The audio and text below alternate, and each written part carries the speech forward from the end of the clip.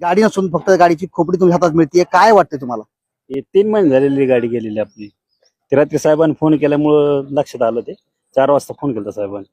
ही गोष्ट चॅलेंजिंगच होती सर्व जिल्ह्यासाठी. आमच्या पोलीस अधीक्षक, LCB गाड्या तर चोरीला होत होत्या परंतु डिटेक्ट होत नव्हत्या आणि हे आमच्यासाठी कंटिन्युअस चॅलेंज होतं.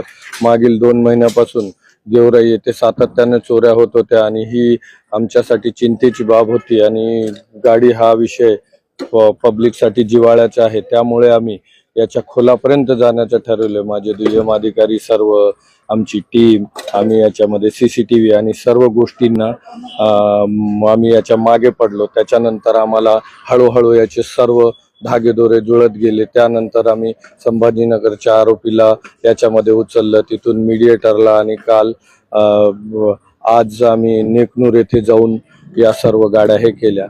आणि याचा प्रमुख म्हणून आम्ही किंवा आमच्या सर्व अधिकाऱ्यांना एवढ्या गाड्या डिटेक्ट करूनही तिथे आनंद झाला नाही. कारण मी असो तुम्ही असो, गाडी हा अत्यंत जिव्हाळ्याचा विषय आहे, परंतु अतिशय त्या गाड्यांचे लहान लहान तुकडे केले ते कुठंतरी मनाला वेदना करणाऱ्या होत्या.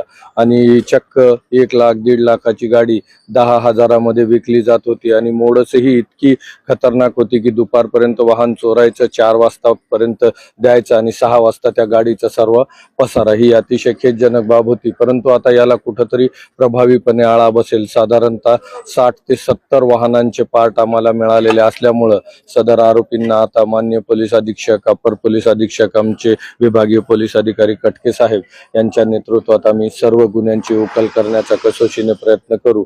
आता ही बीड पोलिसांचं आणि आमच्या टीमचे यश आहे. मी माझ्या सर्व सहकाऱ्यांचे यासाठी अभिनंदन करतो. गाडी नसून फक्त गाडीची खोपडी तुमच्या हातात मिळते, काय वाटतंय तुम्हाला? हे 3 महिने झालेली गाडी गेलेली आपली. ते रात्री साहेबांनी फोन केल्यामुळं लक्षात आलं. ते 4 वाजता फोन केला साहेबांनी. कुठून गेलती? कुठून गेली होती आणि गुन्हा कधी दाखल झाला? याला 3 महिने झाले गुन्हा दाखल झाला. गेलती कुठून? शेवा बँकेच्या समोरून गेली. बँकेमध्ये गेलो मी, तिथून बाहेर यायचं लगेच